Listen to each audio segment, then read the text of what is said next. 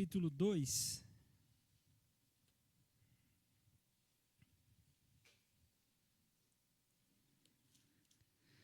Livro de Neemias, capítulo 2.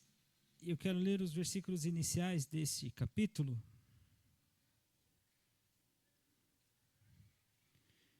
Livro de Neemias, lá no Antigo Testamento. Vai voltando um pouquinho, Salmo, Jó, livro de Salmos, o livro de Jó, o livro de Esther. Aí você chega no livro de Neemias. Vendo?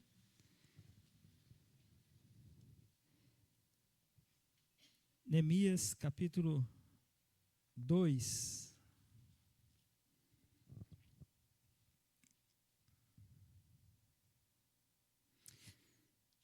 Neemias, capítulo 2, versículo 1, a palavra do Senhor nos diz assim: No mês de Nisan, no ano 20º do rei Artaxerxes, uma vez posto o vinho diante dele, eu o tomei para oferecer e lhe o dei. Ora, eu nunca antes estivera triste diante dele. O rei me disse: Por que estás triste o teu rosto, se não está doente? Tem de ser tristeza do coração. Então temi sobremaneira e lhe respondi: Viva o rei para sempre! Como não me estaria triste o rosto, se a cidade onde os sepulcros de meus pais está assolada e tem as portas consumidas pelo fogo? Disse meu rei: Que me pedes agora? Então orei ao Deus dos céus e disse ao rei: Se é do agrado do rei, e se teu servo acha mercê em tua presença, peço-te que me envies ajudar a cidade dos sepulcros de meus pais, para que eu a reedifique. Então o rei, estando a rainha sentada junto dele, me disse: Quanto durará a tua ausência? Quando voltarás? Aprouve ao rei enviar-me e marquei certo prazo. E ainda disse ao rei: Se ao rei parece bem, deem-se-me cartas para os governadores da além do Eufrates, para que me permitam passar e entrar em Judá. Como também carta para Asaf, guarda das matas do rei, para que me dê madeira para as vigas das portas da cidadela do templo, para os muros da cidade e para a casa em que deverei alojar-me. E o rei mas deu, porque a boa mão do meu Deus era comigo. Senhor, obrigado por essa noite, obrigado pela bênção de nós estarmos aqui para orar, para buscar ao Senhor, para agradecer ao Senhor, para nos submetermos à Tua vontade e dependermos do Senhor a cada dia, Senhor Deus. Obrigado pela bênção que nós já tivemos aqui hoje de ler a Tua palavra, de cantar louvor ao Senhor, de orarmos. Queremos pedir, Senhor Deus, as bênçãos do Senhor, a iluminação do Teu Espírito para o entendimento da Tua palavra. E assim, Senhor Deus, não só alimentando a nossa mente, mas também o nosso coração, que as nossas práticas sejam de cristãos que foram convertidos pelo sangue precioso do Teu Filho Jesus e querem viver para Te agradar. Ajuda-nos, Senhor Deus, é o que eu Te peço, em nome de Jesus. Amém. Amém, meus irmãos. Planos. Às vezes nós falamos de planos, mas muitas vezes nós não fazemos planos. Nós vamos fazendo as coisas, mas não fazemos planos. Às vezes nós pensamos, nós temos vontades, nós temos sonhos, alguns desejos, mas poucas pessoas elas planejam, né? O futuro. E eu sei que talvez você pode ir para o outro lado e falar assim: pastor, mas o futuro pertence a Deus. Deus está no controle do meu futuro. É Deus quem sabe o que vai acontecer. Se você me responder assim, eu vou falar para você: você está certíssimo. É isso mesmo. Nada disso mudou com o fato de você ter que fazer plano. Nada disso mudou. Porque a vontade do Senhor que vai ser feita. Agora, se os seus planos estiverem de acordo com a vontade de Deus, amém, queridos. Sabe o que vai acontecer? Você vai estar mais dependente dele. Você vai estar orando mais. Você vai estar buscando ao Senhor. Você vai estar entendendo que o seu futuro, ainda que esteja na mão do Senhor, não isenta você a planejar, a pensar. É interessante que muitas vezes a gente vê isso no fim da vida, né? Pessoas colhendo frutos da sua falta de planejamento. Lá na juventude, lá quando tinha vigor, né? Lá quando tinha saúde, Lá quando podia fazer as coisas, planejar as coisas, não fez. Hoje está colhendo frutos daquilo que não fez lá. Ah, pastor, mas Deus quis assim. Calma lá. Calma lá. Não joga a culpa em Deus naquilo que estava na sua mão para fazer. Não joga a culpa no Senhor naquilo que estava na sua mão para fazer. Deus nos dá responsabilidades. Quando nós falhamos com as nossas responsabilidades, queridos, a culpa é nossa. E quando as coisas não acontecem do jeito que nós planejamos, amém por isso. Está no controle do Senhor. Mas isso não isenta você e eu de sermos prudentes, queridos. Não isenta. Nós sofremos por falta de planos. E é tão triste isso. Muitas vezes reconheci isso na minha vida de ter feito, por falta de planejamento, sofrer. Ah, pastor, se o senhor não tivesse feito dessa forma, teria mudado? Eu não sei. Eu sei que eu não fiz. Então, uma coisa eu preciso reconhecer: eu errei. Então, quando você reconhece, eu errei, eu não fiz o que deveria ter feito, é o primeiro passo que você dá para fazer o que é certo. Eu não fiz o que deveria ser feito, agora eu preciso fazer. Então, queridos, é muito ruim quando a gente percebe que a falta de prudência nossa vai fazer a gente colher esses frutos e ainda assim a gente não muda as atitudes e vai continuar colhendo esses frutos. Neemias nos ensina muito. Eu já disse a vocês que é um dos livros que eu não tenho preferência, apesar que é normal isso. Tem alguns irmãos que falam assim: nossa, eu gosto mais de 1 João, né? O jeito que João fala. Eu gosto mais do Evangelho de João. Eu gosto mais do Evangelho de Marcos, ele é mais direto. Eu gosto mais da carta de Romanos, ela é extremamente doutrinária. Eu gosto mais do livro de Reis, né? Extremamente histórico, a apresentar para a gente todas as coisas. Queridos, o livro de Neemias, para mim, eu tenho um apreço muito grande. Porque era um homem que andava com Deus. É um homem que dependia de Deus. É um homem que orava. Era um homem que colocava diante de Deus os seus planos. Se você prestou atenção na leitura, Neemias está diante de alguém aqui. Neemias está diante do rei. Fica claro o texto dizendo que Neemias está diante do rei. Mas para Neemias estar diante do rei, ele esteve meses diante de Deus, queridos. Nesse momento do capítulo 2, para ele estar diante do rei, ele esteve muito antes diante de Deus. Ele começa dizendo no mês de Nisan. Já vai dar uma referência para a gente. Março, abril. Esse é o calendário hebraico. Então dá março e abril. Entre março e abril ali. Então já dá uma data para a gente. Então ele diz, olha, no mês de Nisan, no ano 20º do rei Artaxerxes. Então já vai estar dando para a gente com precisão qual ano aconteceu e que mês aconteceu. Então se foi no nosso calendário março ou abril, foi nesse ano aqui, no 20º ano do rei Artaxerxes, que ele vai servir ao rei, que ele, uma vez posto o vinho diante dele, eu tomei para oferecer-lhe e lhe dei. Se você ver o versículo 11 do capítulo 1, ele era copeiro do rei. Ele estava fazendo o trabalho dele. Mas é muito importante nós entendermos aqui que ele falou isso no mês de Nisan, né? O mês de Nisan, como eu disse a você, março e abril. Se você voltar os seus olhos para o capítulo 1, no versículo 1, texto que foi lido por nós aqui hoje à noite, no capítulo 1, versículo 1 de Neemias, diz que as palavras de Neemias, filho de Acalias, no mês de Quisleu. Então, peraí, o capítulo 2 está no mês de Nisan. O capítulo 1 inicia no mês de Quisleu. Quando que é o mês de Quisleu? O mês de Quisleu é novembro, dezembro. Então, se você fizer a conta, dá 4 meses. Entre o capítulo 1 até o capítulo 2. 4 meses. Então, no mês de Quisleu, o que acontece?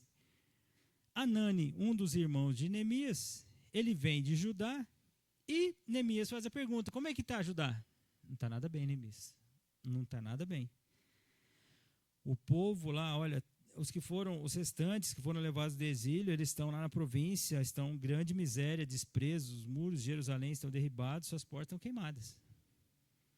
A cidade está assolada, Neemias. Está muito ruim a situação lá. Aí Neemias, olha, tudo bem, é assim mesmo. Realidade, eu estou aqui em Suzã mesmo, estou aqui, eu consegui um empregão, sou copeiro do rei. Mas não, queridos, Neemias era homem de Deus, né?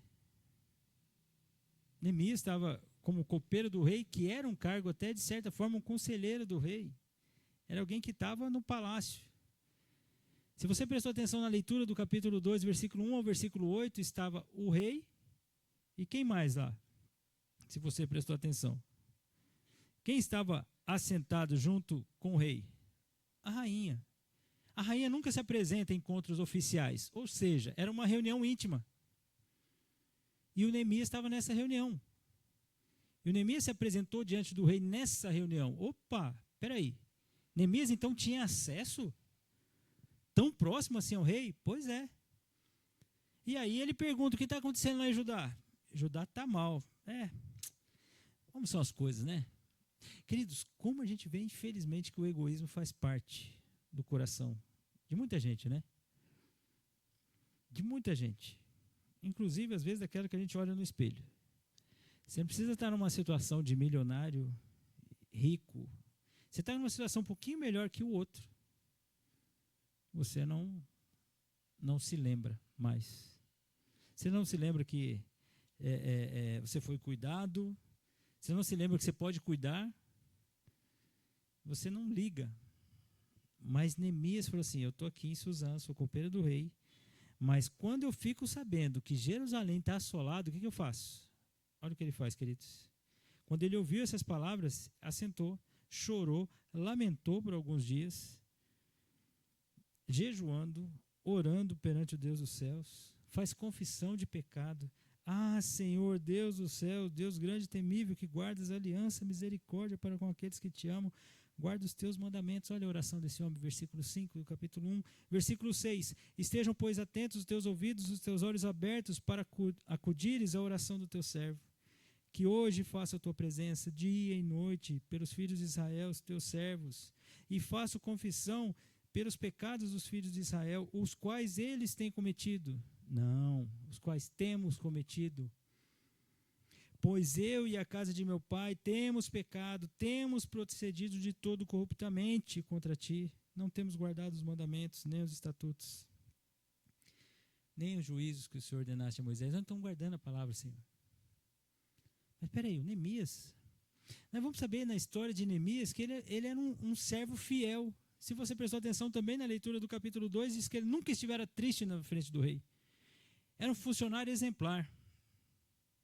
Era um testemunho de crente.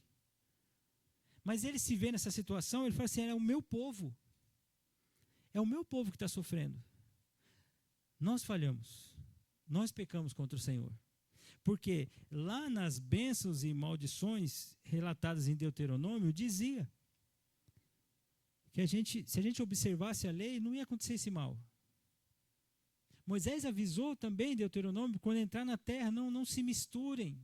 Vai fazer mal para a nação isso, não obedecemos, não guardamos a lei. Mas Senhor, olha o que ele faz, queridos, versículo 8, lembra-te das palavras que ordenaste a Moisés, teu servo, dizendo, se transgredires, eu vos espalhareis por entre os povos.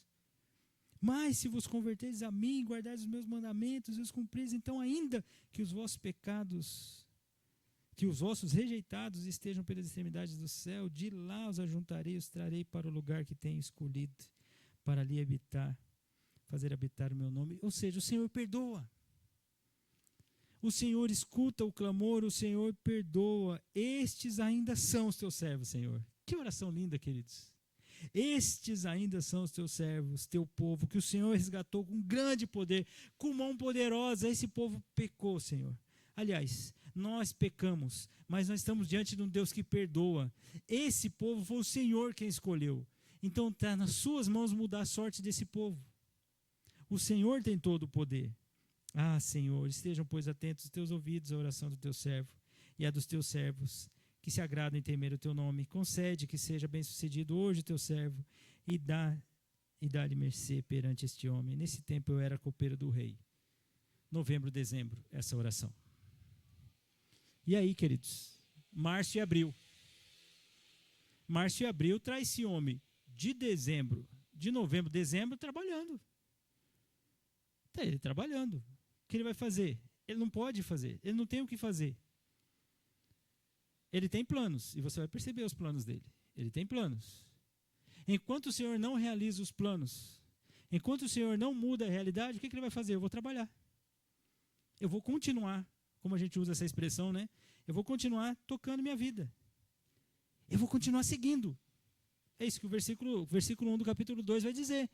No mês de Nisan, de novo, né? Março, abril, uma vez posto o vinho diante dele quem? Do rei Artaxerxes, lá no ano 20º do rei, ou seja, o mesmo ano lá que começou o versículo 1, no ano 20º também, ele vai lá, toma o vinho, porque o trabalho do copeiro era experimentar o vinho. Olha que trabalho, queridos. Se tivesse envenenado, não tinha uma segunda chance, né? Então, se ele toma e está envenenado, que era uma forma de matar o rei, ele morria. O rei era protegido. Esse era o trabalho do Neemias. Então, uma vez posto o vinho, ele experimenta, está tudo certo, pode servir o vinho para o rei. Aí, ele vai e serve o vinho para o rei. O rei olha para ele, fica imaginando, um servo que não fica triste, um servo que não fica de bico, um servo que não fica murmurando, um servo que não fica reclamando da vida, um servo que trabalha, um servo que cumpre o horário, um servo que não fica tacando atestado. Está triste por quê? Nunca foi assim. O próprio Neemias fala, olha, eu nunca antes estivera triste diante dele. Não, além de não ser permitido ficar triste na frente do rei. Não era permitido. Era passível até de morte, em alguns casos. Ou seja, ele nunca estivera assim. Acontece que o rei fala assim, está triste o seu rosto, mas você não está doente. Dá para ver que não é uma coisa física que está acontecendo com você, Neemias. Olha a proximidade que esse homem tinha. Tem de ser tristeza do coração. Ah, tem que ser tristeza do coração. Imagina isso, queridos. Mas ele é um servo, ele é um copeiro do rei. Isso já faz 4 meses daquela oração que ele fez. E eu acredito que Neemias não tenha feito só uma oração. Visto que você vai ler o livro de Neemias, você vai ver várias orações que Neemias está fazendo. Ele é um servo, ele é um crente, ele está tocando a vida dele. Ele está seguindo a vida dele. Qual é o trabalho dele? Copeiro do rei. Copeiro do rei faz o quê? Entre os seus afazeres está o experimentar o vinho antes do rei tomar. Então, eu estou fazendo o meu trabalho. Eu não vou ficar, ó vida, ó céus. Ainda que ele pudesse ficar muito triste, ele estava triste aqui. Ele fala, olha a situação que está Jerusalém, mas não estava na mão dele mudar, mas estava na mão de Deus mudar. Então que ele reconhece isso no versículo 8. Então, queridos, faça os seus planos, coloque diante de Deus, porque agora Neemias vai receber uma pergunta direta de um homem que está perto de Deus. Então, eu fico imaginando aqueles funcionários que sempre estão atacando atestado, aquele funcionário que sempre faz corpo mole, só murmura, reclama do governo, reclama do patrão, reclama do vizinho, reclama da família, reclama de tudo. Aí quando você vê que está triste, você nem sabe que está triste, só anda triste. Se Neemias fosse assim, o rei ia olhar e falar assim, já está triste de novo. É sempre assim, sempre assim. Neemias chega segunda-feira aqui, ó, segunda brava. Aí, tá vendo? Segunda, já sei que o Neemias é assim. Não. O rei fala, peraí. Neemias, você não está doente? Tem que ser alguma coisa mais profunda aí no seu coração, Neemias. O Neemias temeu sobremaneira. Ele está seguindo a vida dele. Mas onde é que estava o coração do Neemias, queridos? Meus irmãos, me chama muita atenção. Olha a resposta de Neemias no final do versículo 2 e o versículo 3. Ele temeu sobremaneira. Por quê? Porque ele tem que fazer o trabalho honroso. Não pode ficar triste diante do rei. Não faz parte do trabalho. Faz parte do trabalho você ser um funcionário exemplar. Você ser um crente. Ser um filho crente, um homem crente, um pai crente, uma mãe crente. Aonde você estiver, as outras pessoas às vezes vão perceber, mas não é para ficar percebendo toda hora. Você é crente, você está perto de Deus. Ele fala assim, peraí, eu temi sobremaneira. Por quê? Puxa vida, não é para ficar triste diante do rei. E aí ele responde, versículo 3, querido, de maneira maravilhosa. Eu lhe respondi, viva o rei para sempre. É a saudação que se faz a um rei. Como não me estaria triste o rosto se a cidade onde estão os sepulcros de meus pais está assolada e tem portas consumidas pelo fogo? Isso há 4 meses que ele recebeu a notícia, queridos. Às vezes, queridos, nós recebemos uma notícia assim: irmãos, orem pela igreja. Passa 1, 2 semanas, um mês. Nossa, nunca orei pela igreja. 1 semana. 4 meses, o que estava no coração do Neemias? O sofrimento que o povo estava passando lá. Não era a regalia ou o privilégio de estar no palácio em Suzã. Meu povo está sofrendo, gente. Meu povo está sofrendo. Aquela tristeza de tal forma estava consumindo tanto o coração do Neemias que naquele dia ele não conseguiu disfarçar diante do rei. Ele não conseguiu saber que às vezes ele tem dificuldade, às vezes ele tem problemas, ele tem que lidar com isso, é uma luta dele com Deus, mas naquele dia não teve jeito. Naquele dia até o rei percebeu que é alguma coisa de coração. Ele falou: "Ô rei, eu quero te dizer algo, não tem como não ficar triste sabendo que o meu povo está sofrendo. Não tem como, difícil." Eu fico imaginando na cabeça de Neemias, 4 meses orando por isso. E nada aconteceu. Mas o Senhor está no controle. Nós estamos pagando e sendo punidos de maneira correta, justa do nosso Deus, porque nós desobedecemos. É justo do nosso Deus fazer isso. Mas eu confio no Deus que perdoa todas as coisas. Eu fico imaginando isso passando pela cabeça de Neemias. Mas se o rei perguntou, rei, eu não vou mentir para você. Viva o rei, é a saudação que sempre nós fazemos. Olha, meu rosto está triste porque de onde eu vim, eles estão mal. Você fica triste quando a igreja passa por momentos difíceis, queridos? Seus irmãos passam lutas ou não? Contanto que não é comigo, pastor, está tudo bem. É isso? Eu sempre entendo que o conceito de família, né, queridos, essa ideia de você se doar. Você se doar. É tão interessante como a gente muitas vezes não pensa nisso, queridos. Não pensa. O pensamento de Neemias fica distante para nós. 4 meses. O rei pergunta. O coração do Neemias envolvido com o reino. Então, se quer algo, você colocar seus planos diante de Deus, é você seguir sua vida, mas o seu coração está envolvido com o reino. O rei pergunta para ele. Disse o rei: "O que me pedes agora?" Eita. O rei, acho que uma cama maior, hein? Acho que uma cama maior ali, a que eu estava, o colchão não estava tão bom não, né?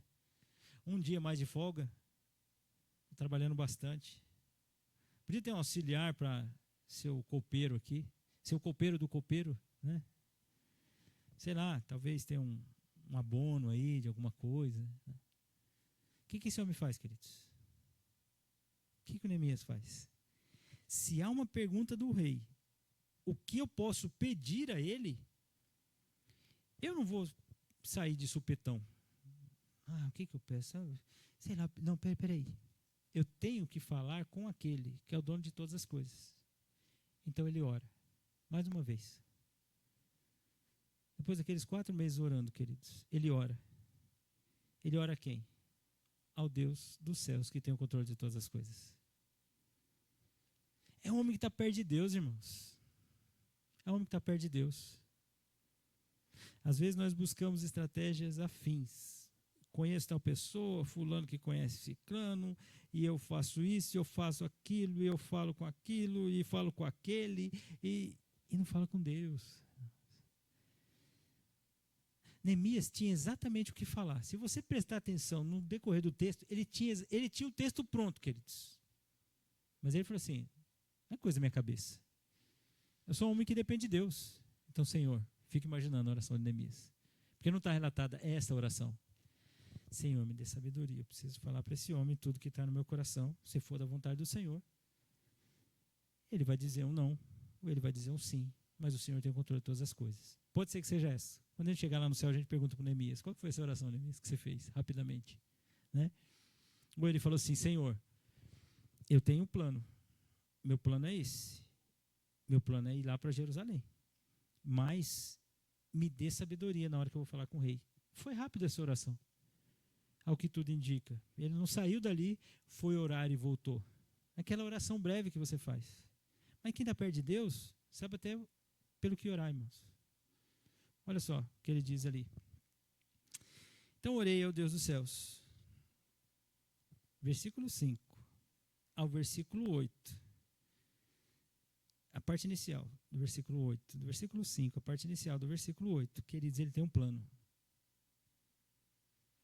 O que você me pede, Neemias? Olha o que ele pede, queridos. Ele não pede para ele, irmãos. Ele pede para eles. Ele não pede para ele. Ele pede para eles. Eu acho isso maravilhoso, quando você não fica olhando unicamente para o seu umbigo, mas você olha para o reino. Olha para o reino. O que isso vai beneficiar o reino? Faça essa pergunta. Faça a pergunta do pedido que você tem, que daqui a pouco você vai fazer, no pedido de oração. Como esse pedido tem a ver com o reino? Como esse pedido tem a ver só com você? Faça essa avaliação. Quanto o seu pedido tem a ver com o reino e quanto desse seu pedido tem a ver só com você? Aliás, depois que você fizer essa avaliação, faça outra avaliação. Quanto dos pedidos tem a ver só com você? Quanto dos seus pedidos tem a ver só com você? Quanto dos seus pedidos as outras pessoas estão relacionadas? Você vai chegar a uma avaliação. Você mesmo. Ninguém vai precisar fazer para você. Sabe das vezes você vai chegar? Eu só penso em mim. Eu só penso em mim. Pense em mais ninguém. Se eu estiver bem, ótimo. Estou nem aí para os outros. Não, pastor, eu não faço isso porque eu sou crente. Eu não falo assim. Pois é, queridos. Mas muitas vezes você faz assim. Faça essa avaliação. Quanto dos seus pedidos tem a ver com o reino? E quanto dos pedidos tem a ver somente com você? Espero que você não fique pasmo com a resposta. Espero que você chegue diante de Deus e fale assim: Senhor, eu estou orando com vistas no reino. Queridos, olha só. Olha os planos do Neemias. E disse o rei. E disse ao rei: se é do agrado do rei, e se a teu servo acha mercê em tua presença, peço-te. Ele falou o que era para pedir? Olha o plano. Tem plano, irmãos? Tem plano? Faça plano. Eu preciso fazer planos. Você precisa fazer planos. O rei, o seguinte, se o senhor falou para eu pedir, se for do seu agrado, rei, eu quero te dizer que o senhor me envie ajudar a cidade de sepulcro dos meus pais.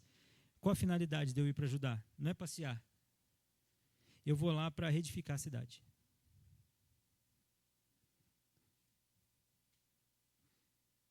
O que eu fico pasmo, queridos, que é o seguinte: diante de um rei, você fala assim, eu vou fazer com que aquela cidade, aquela outra cidade, seja fortificada, porque ela vai ser reedificada. O que me chama a atenção é a resposta do rei. Então o rei, estando a rainha sentada junto dele, eu disse a vocês, provavelmente uma reunião mais íntima, não era uma oficial, porque a rainha dificilmente se apresentava numa reunião oficial.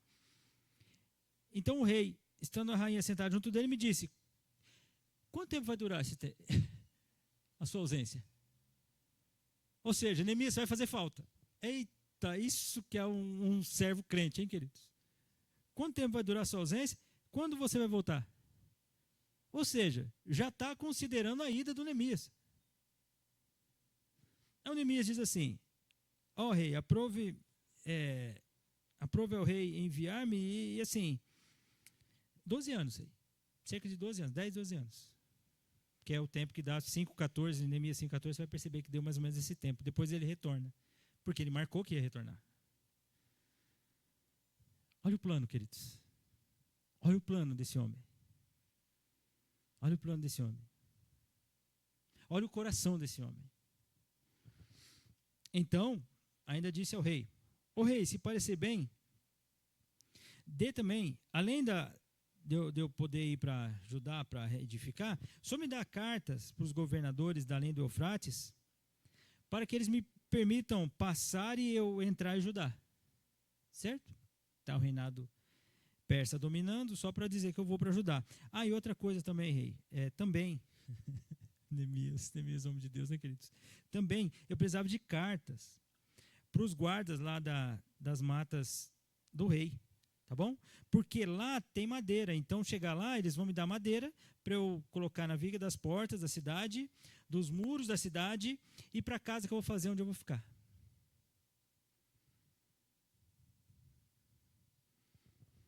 E aí, irmãos? Olha o pedido desse homem.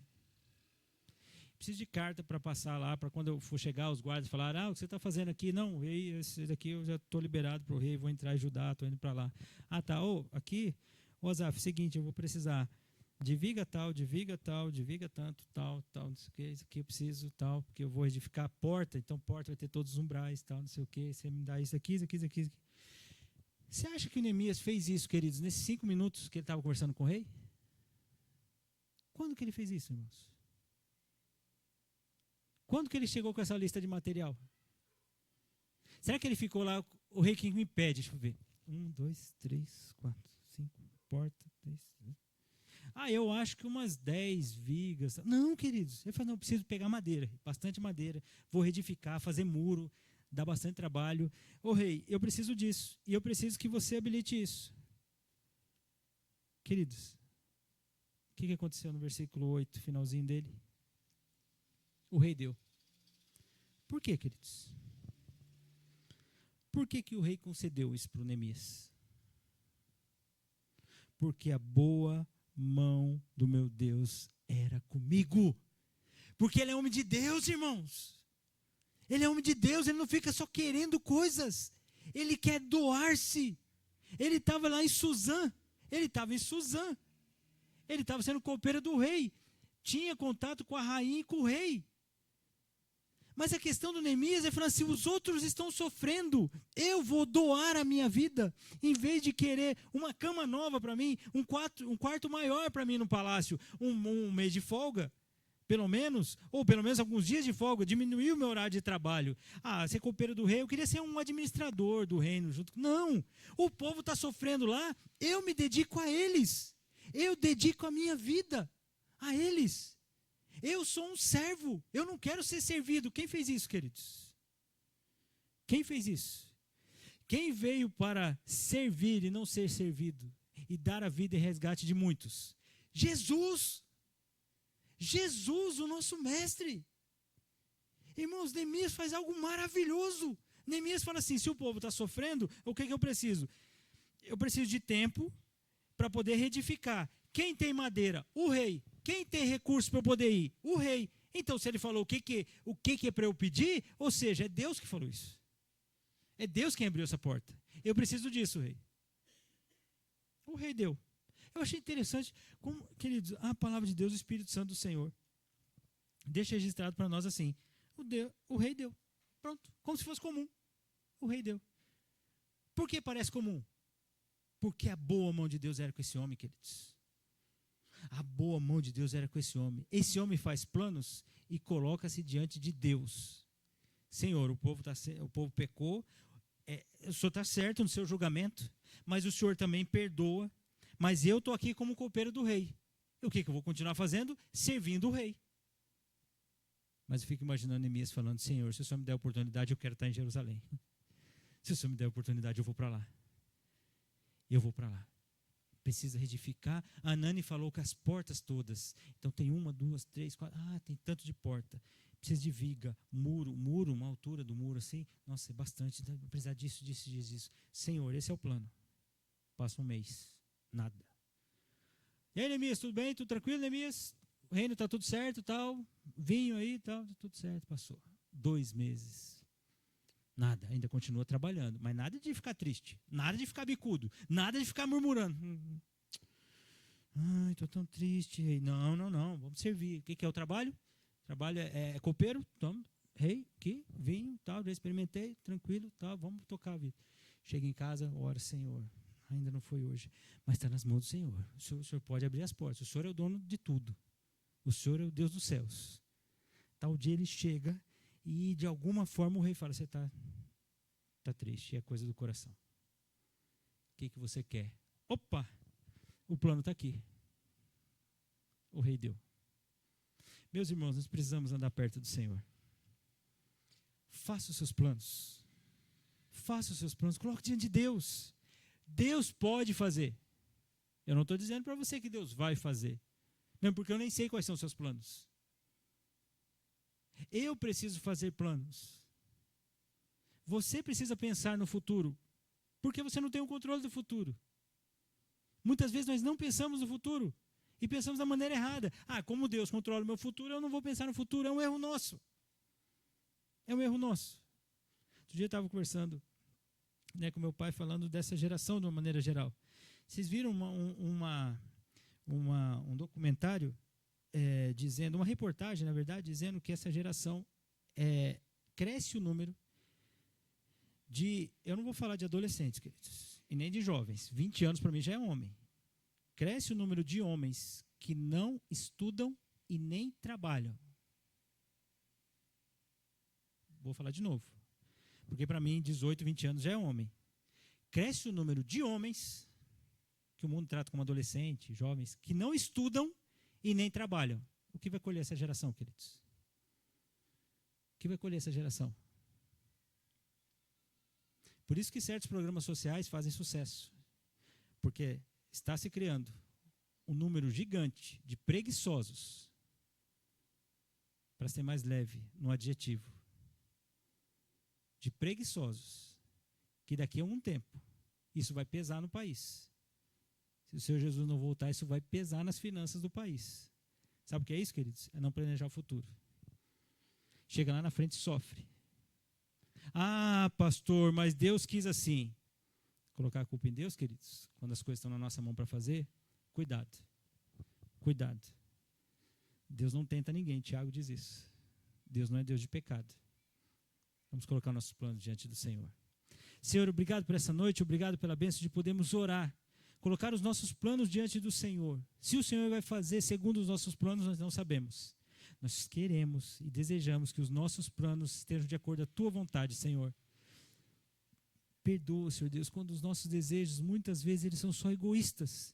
Só pensamos em nós e não como Neemias, que desde que ouviu da necessidade do povo, pensa no povo, ora pelo povo e deseja servir ao povo. Pai, a boa mão do Senhor foi com este homem, porque o Senhor é o Deus quem abre as portas. É o Senhor que transforma as circunstâncias, que aos nossos olhos são difíceis, mas o Senhor é o dono de tudo. Nós queremos colocar diante do Senhor na nossa vida, Senhor Deus, os nossos planos. Perdoe as nossas falhas, Senhor. Perdoe os nossos pecados. O Senhor é o Deus perdoador. Queremos, a partir de hoje, Senhor Deus, mudar as nossas atitudes para honrar ao Senhor. Queremos viver para glorificar ao Senhor. Ajuda-nos, Senhor Deus, na nossa falha, nos nossos medos, nos nossos temores, nas nossas dúvidas, na nossa falta de confiança no Senhor. Queremos ser como Neemias, orarmos e buscarmos o Senhor e confiarmos que a Tua mão bondosa e poderosa há de ser com aqueles que Te amam. Nós Te louvamos em nome de Jesus. Amém. Amém, queridos.